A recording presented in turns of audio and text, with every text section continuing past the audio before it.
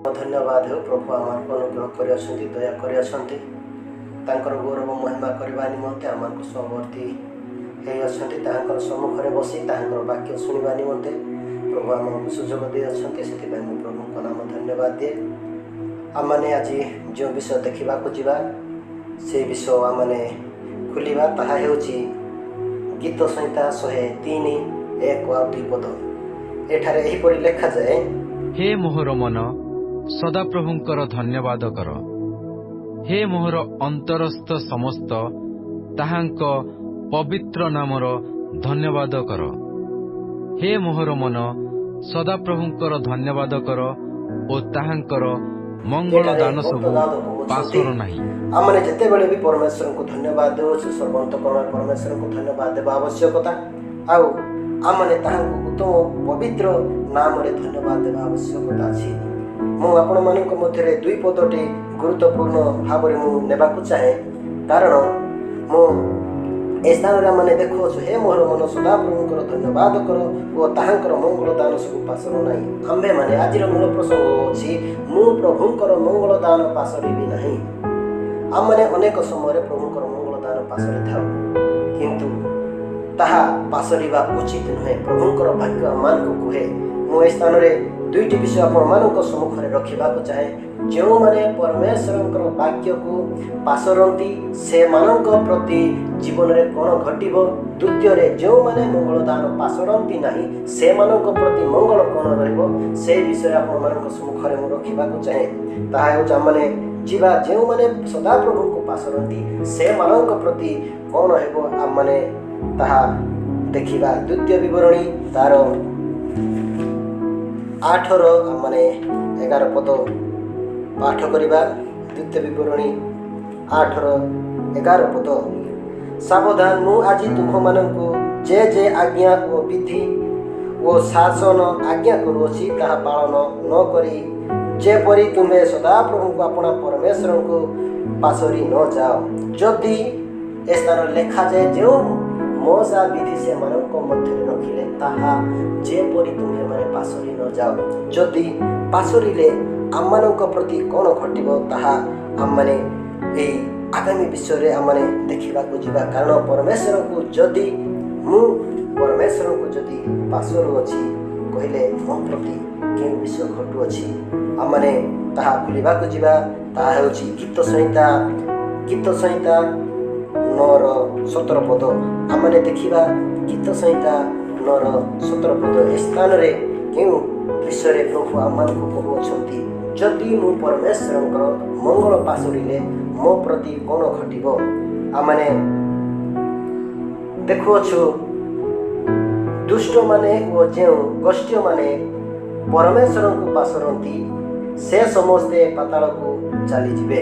जदि मु परमेश्वरंकर मंगल जहाँ भी परमेश्वर मते मंगल करके दे असंती तद अनुसार जदि परमेश्वर को जदि पासरे भी ताहांकर मंगल ताहा हेले मु पाताल को चली जिवे।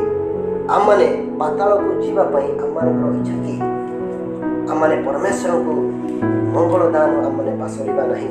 कारण जदि मु परमेश्वरंकर मंगल दान सब पासरिबी ताहाले मु पाताल को चली जिवी। दुष्ट माने ओ गोष्ठी माने परमेश्वरंकर मंगल दान पासरंती जेतेबेले असुविधा हुए से माने परमेश्वरंकर सम्मुखरे आसंती आ परमेश्वर को विनती करती। जेतेबेले से माने पांती ता सम्मुखरु परमेश्वरंकर समस्त मंगल विषय पासरंती। सेथिपाई आम्भे माने सेई विषय पासरिबे नहीं। कारण परमेश्वरंकर वाक्य आमको सीधा कहे मु कहू नहीं। परमेश्वरंकर वाक्य कहे जदि मु प्रभुंकर मंगल दान जदि पासरिबी ताहा हेले पाताल को जीवाक पड़िबो। एथि निमंते आपण माने मंगल दान पासरंतु नहीं। आइबो तार 8 जदि आपण माने जदि 11 जदि 13 पर्यंत जदि पढ़िबे से स्थान रे आ से विषय लिखा जाए। एठारे लिखा जाए आइबो तार 8:11-13 पद पर्यंत।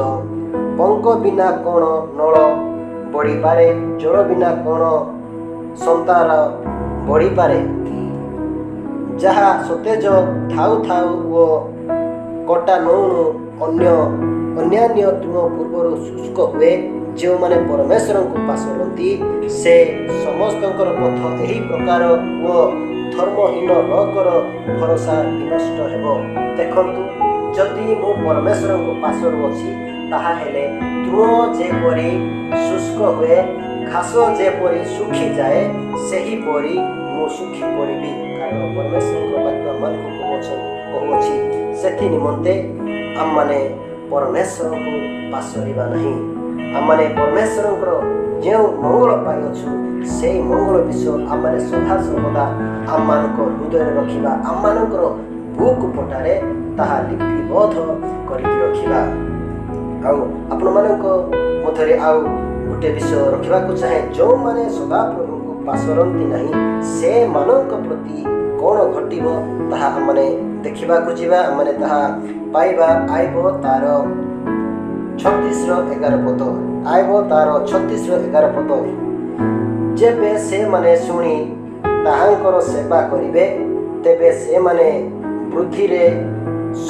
ସମୃଦ୍ଧିରେ ଆପଣା ଆପଣା ଦିନ ଓ ସୁଖରେ ଆପଣା ଆପଣା ବର୍ଷ କ୍ଷେପଣ କରିବେ। ହାଲେଲୁୟା। ଯେବେ ମୁଁ ଯଦି ପରମେଶ୍ୱରଙ୍କର ବାକ୍ୟ ଶୁଣି ସେବା କରିବି, ମୁଁ ଯଦି ପରମେଶ୍ୱରଙ୍କୁ ଶୁଣିବି ତାଙ୍କର ବାକ୍ୟ, ତାହେଲେ ସମୃଦ୍ଧିରେ ଆପଣା ଆପଣା ଦିନ କାଟିବାକୁ ପଡ଼ିବ। ପ୍ରଭୁ ଆମମାନଙ୍କୁ ଅନୁଗ୍ରହ କରିବେ। ଉତ୍ତମ ଭାବରେ ଆମମାନଙ୍କୁ ବର୍ଷକୁ କ୍ଷେପଣ କରିବାକୁ ପଡ଼ିବ। ଆମମାନଙ୍କର କୌଣସି ସମସ୍ୟା ହେବ ନାହିଁ କି କୌଣସି ହେବ ନାହିଁ। ଲେଖାଯାଏ ସୁଖରେ ଆପଣା ଆପଣା ବର୍ଷ କ୍ଷେପଣ କରିବାକୁ ପଡ଼ିବ। ସୁଖରେ। ଯଦି ମୁଁ ପରମେଶ୍ୱରଙ୍କୁ ପାଶରେ ଅଛି, ତାହେଲେ ମୋ ଜୀବନରେ ଦୁଃଖ ରହିବ। ଯଦି ମୁଁ ପରମେଶ୍ୱରଙ୍କର ମଙ୍ଗଳ ଦାନ ଯଦି ଭୁଲୁଅଛି, ତାହେଲେ ମୋ ଜୀବନରେ ଦୁଃଖ ରହିବ। ଯଦି ମୁଁ ତାହାଙ୍କର ବାକ୍ୟରେ କର୍ଣ୍ଣପାତ କରୁଅଛି, ଯାହା ସେ ମଙ୍ଗଳ କରିଅଛନ୍ତି, କହୁଅଛନ୍ତି ମୋର ମଙ୍ଗଳ ଦାନ ପାଶର ନାହିଁ, ସେଥିରେ ଯଦି ମୁଁ କର୍ଣ୍ଣପାତ କରି ପରମେଶ୍ୱରଙ୍କର ସମ୍ମୁଖରେ ଅଛି, ତାହେଲେ ମୁଁ ସମୃଦ୍ଧି ପାଇବି ଆଉ ସୁଖରେ ଆପଣା ବର୍ଷ କ୍ଷେପଣ କରିବି। ବାସ୍ତବରେ ମୋର ମଣ୍ଡଳୀ, ଆମମାନେ ସେହିପରି ରହିବା ଆବଶ୍ୟକତା ଅଛି। ପରମେଶ୍ୱରଙ୍କର ବାକ୍ୟକୁ ଶୁଣିବା ଆଉ ତଦ ଅନୁସାରେ ଆମମାନଙ୍କର ଜୀବନକୁ ଗଠନ କରିବାକୁ ପଡ଼ିବ। ଆଉ ଲେଖାଯାଏ ହିତୋପଦେଶ, ଯଦି ଆପଣମାନେ ଦେଖିବେ ସେହି ସ୍ଥାନରେ ମଧ୍ୟ ସେହି ବିଷୟ ଲେଖାଯାଏ। ଆମମାନେ ଯେତେବେଳେ ବି ପରମେଶ୍ୱରଙ୍କର ସମ୍ମୁଖରେ ଯଦି ଆମମାନେ ଅଛୁ, ତଦ ଅନୁସାରେ ଆମମାନେ ଆଜ୍ଞାକୁ ପାଳନ କରିବାକୁ ପଡ଼ିବ। ହିତୋପଦେଶ 16-20 ପଦରେ ଏହିପରି ଲେଖାଯାଏ, ଯେଉଁ ଲୋକ ପରମେଶ୍ୱରଙ୍କର ବାକ୍ୟରେ ମନୋଯୋଗ କରେ ସେ ମଙ୍ଗଳ ପାଏ। ହାଲେଲୁୟା। ଯେ ଈଶ୍ୱରଙ୍କର ବାକ୍ୟରେ ମନୋଯୋଗ କରେ, ପରମେଶ୍ୱର ଯାହା କହିଛନ୍ତି ତଦିରେ ସେ ମନୋଯୋଗ କରିବ, ବାମରେ ନାହିଁ କି ଡାହାଣରେ ନାହିଁ। ଯେଉଁ ବାକ୍ୟ ଦିଆହେଇଛି ସେ ବାକ୍ୟ ଅନୁସାରେ ଯଦି ନିଜକୁ ପ୍ରସ୍ତୁତ କରି ଚାଲିବ, ତାହେଲେ ସେ ମଙ୍ଗଳ ପାଇବ। କେଉଁ ସ୍ଥାନରେ ଗଲେ ବି ତାଙ୍କର ମଙ୍ଗଳ ହେବ। ଅମଙ୍ଗଳ ତାହାଙ୍କ ପାଖ ତଳା ବି ଆସିବ ନାହିଁ, କାରଣ ପରମେଶ୍ୱରଙ୍କର ବାକ୍ୟ ଆମମାନଙ୍କୁ କୁହେ। ପୁଣି ଲେଖାଯାଏ, ପୁଣି ସଦାପ୍ରଭୁଙ୍କ ଠାରେ ଯେ ନିର୍ଭର କରେ ସେ ଧନ୍ୟ। ଆମମାନେ ସେଥିପାଇଁ ମନୋଯୋଗୀ ହେବା ଆବଶ୍ୟକତା। ପ୍ରଭୁ ଆମମାନଙ୍କୁ କହିଲେ ଆମମାନେ ମନୋଯୋଗୀ ହେବା, କାରଣ ତାହାଙ୍କର ବାକ୍ୟ ଆମମାନେ ଶୁଣିବା ଆବଶ୍ୟକତା ଅଛି। ଆମମାନେ ଈଶ୍ୱରଙ୍କର ସନ୍ତାନ ପରି ଆମ୍ଭେମାନେ ଆଚରଣ କରିବାକୁ ପଡ଼ିବ। ଈଶ୍ୱରଙ୍କର ଲୋକ ପରି ଆମମାନେ ବ୍ୟବହାର କରିବାକୁ ପଡ଼ିବ। ପରମେଶ୍ୱର ଆମମାନଙ୍କୁ ଯେଉଁ ବିଷୟ ଦେଇଅଛନ୍ତି ସେ ବିଷୟ ଆମମାନେ ଉତ୍ତମ ଭାବରେ ରଖିବାକୁ ପଡ଼ିବ। ଆଉ ଗୋଟେ ବିଷୟ ମୁଁ ଆପଣମାନଙ୍କ ସମ୍ମୁଖରେ ରଖିବାକୁ ଚାହେଁ। ଗୀତ ସଂହିତା 34-8 ପଦ ଏଠାରେ ଲେଖାଯାଏ, ଆହେ ସଦାପ୍ରଭୁ ଯେ ମଙ୍ଗଳମୟ ଏହା ଆସ୍ୱାଦନ କରି ଦେଖ। ସଦାପ୍ରଭୁ ଯେ ମଙ୍ଗଳମୟ ଏହା ଆସ୍ୱାଦନ କରି ଦେଖ। ଯିଏ ଚାଖି ଅଛି ସିଏ ହିଁ ଜାଣିଅଛି। ଆମମାନେ ସେଥି ନିମନ୍ତେ ତାହା ଚାଖିଅଛୁ।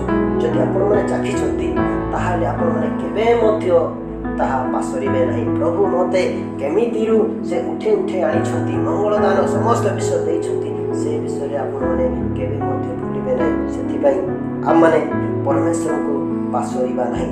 ଯଦି ଆମମାନେ ପରମେଶ୍ୱରଙ୍କୁ ଚାଖି ଅଛୁ, ତାହେଲେ ଆମମାନେ ପାଶରିବା ନାହିଁ। ଆମମାନେ ତାହାଙ୍କ ସମ୍ମୁଖରେ ରହିବା, କାରଣ ଯେ ଚାଖି ଅଛି, ଆସ୍ୱାଦନ କରିଅଛି, ଈଶ୍ୱରଙ୍କର ବାକ୍ୟ ଯେ ଚାଖି ଅଛି, ସେ ହିଁ ପରମେଶ୍ୱରଙ୍କ ବିଷୟ ଜାଣିଅଛି। ସେଥି ନିମନ୍ତେ ଆପଣମାନଙ୍କ ସମ୍ମୁଖରେ ଏହି ବିଷୟ, ଦୁଇଟି ବିଷୟ ଆପଣମାନଙ୍କ ସମ୍ମୁଖରେ ରଖିଅଛି।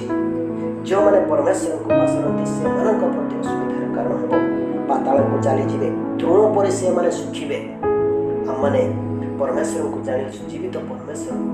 ସେଥିପାଇଁ ଆମମାନେ ପାଶରିବା ନାହିଁ। ଆଉ ଯେଉଁମାନେ ପରମେଶ୍ୱରଙ୍କୁ ପାର୍ଶ୍ୱରେ ବି ନାହିଁ, ସେମାନେ ଉତ୍ତମ ଭାବରେ ପଶୁକ୍ଷେପଣ କରିବେ ଆଉ ସମସ୍ତ ବିଶ୍ୱ ସେମାନଙ୍କର ମଙ୍ଗଳ ହେବ। ସେଥିପାଇଁ ଆମମାନେ ସଦାସର୍ବଦା ପରମେଶ୍ୱରଙ୍କର ମଙ୍ଗଳଦାନ ନ ପାଶରେ ତାଙ୍କର ବାକ୍ୟ ଅନୁସାରେ ଚାଲିବା ଧରିଲେ ପ୍ରଭୁ ଆମମାନଙ୍କୁ ପ୍ରତ୍ୟେକ ସମୟରେ ସାହାଯ୍ୟ କରିବେ, ଉତ୍ତମ ଭାବରେ ଆମମାନଙ୍କୁ କଢ଼ାଇ ନେବେ ଆଉ ତାହାଙ୍କର ପ୍ରେମରେ ଆମେ ସଦାସର୍ବଦା ରହିବା। କାରଣ ସେ ଆମକୁ କହିବେ ଇଏ ମୋ ବାକ୍ୟରେ ମନୋଯୋଗ କରିଅଛନ୍ତି, ସେଥିପାଇଁ ମୁଁ ମଧ୍ୟ ଆମକୁ ସାହାଯ୍ୟ କରିବି ବୋଲି ପ୍ରଭୁ ସଦାସର୍ବଦା ଆମମାନଙ୍କ ସାଥିରେ ରହିବେ ଆଉ ଉତ୍ତମ ଭାବରେ ଆମମାନଙ୍କୁ କଢ଼ାଇ ନେବେ। ଅଳ୍ପ ଶିକ୍ଷାରେ ପ୍ରଭୁ ଆମମାନଙ୍କୁ ଆଶୀର୍ବାଦ କରନ୍ତୁ। ଆମେନ୍।